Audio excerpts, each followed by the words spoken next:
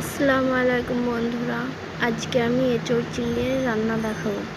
প্রথমে আমি পানি গরম করে নেব। নুন হলুদ দিয়ে এঁচোড়গুলো দিয়ে সেদ্ধ করে নেব।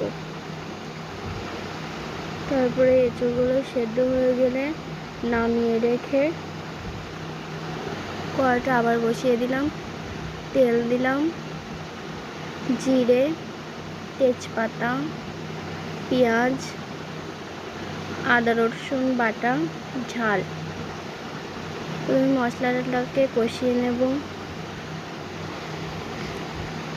তারপরে সিদ্ধ করা এঁচোড়টা দিয়ে দিলাম।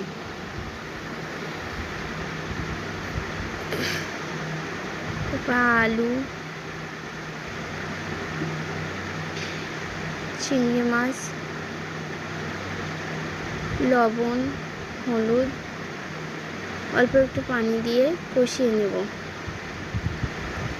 কষানো হয়ে গেলে ঝোল দিয়ে দিলাম।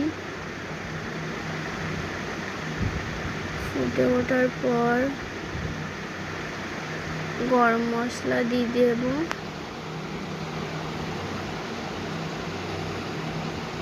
তারপরে একটুখানি নাড়িয়ে সেদ্ধ হয়ে গেলে নামিয়ে দেব। আল্লাহ হাফেজ।